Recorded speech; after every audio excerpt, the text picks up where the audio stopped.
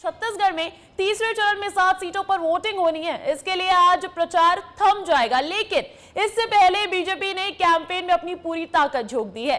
BJP के राष्ट्रीय अध्यक्ष जेपी नड्डा आज सूरजपुर में प्रचार करेंगे।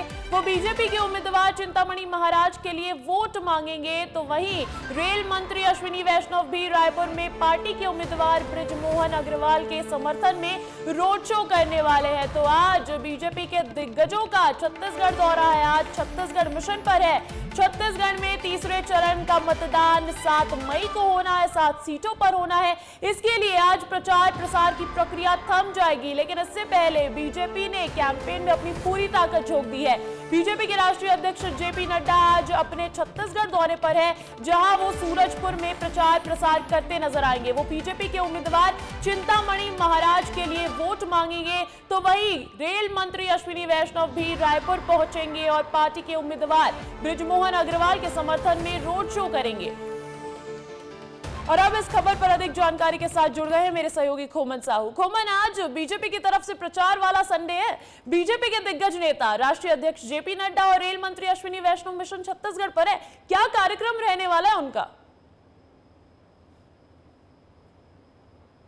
देखिए अंजलि, निश्चित तौर पर 7 मई को 7 सीटों पर छत्तीसगढ़ में चुनाव होना है और आज प्रचार प्रसार का अंतिम दिन है।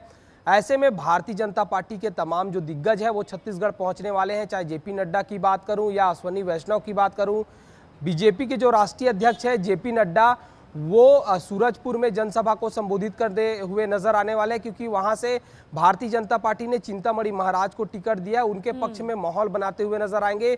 दूसरी ओर अगर अश्विनी वैष्णव जो केंद्रीय रेल मंत्री उनकी बात की जाए तो वो राजधानी रायपुर में रोड शो करते हुए नजर आएंगे। बृजमोहन अग्रवाल को यहां से भारतीय जनता पार्टी ने टिकट दिया है, उनको प्रत्याशी बनाया, तो उनके पक्ष में माहौल बनाते हुए नजर आने वाले हैं। कुल मिलाकर इस बार के जो लोकसभा चुनाव है अंजलि, उसमें जिस तरीके से भारतीय जनता पार्टी ने बड़े बड़े जनसभाओं के माध्यम से लोगों के बीच पहुंचने का काम किया, तो वही दूसरी ओर कांग्रेस पार्टी की बात की जाए, कांग्रेस पार्टी नुक्कड़ सभा करके लोगों तक पहुंचने का काम किया है। जिस तरीके से चाहे उनके पूर्व मंत्री डॉक्टर शिव कुमार डहरिया, ताम्रध्वज साहू की बात की जाए या अलग अलग जो केंद्रीय नेता पहुंचे हैं, कांग्रेस की बात की जाए तो कांग्रेस के राहुल गांधी, प्रियंका गांधी और मल्लिकार्जुन खड़गे मात्र 5 से 6 सभा को संबोधित किए हैं। बाकी जो उनके स्थानीय नेता है उन्होंने नुक्कड़ सभा करके गांवों पर ज्यादा फोकस कांग्रेस पार्टी का इस बार रहा है। तो कुल मिलाकर समझा जा सकता है कि प्रत्याशी बृजमोहन अग्रवाल एक स्ट्रॉन्ग चेहरा है।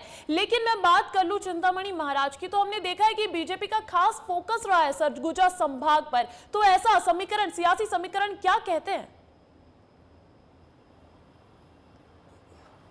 देखिए, सियासी समीकरण बहुत कुछ कहता है, क्योंकि मुख्यमंत्री उसी सरगुजा संभाग लोकसभा सीट से आते हैं और इसके अलावा अगर बात की जाए तो वहां आदिवासी बहुल इलाका है।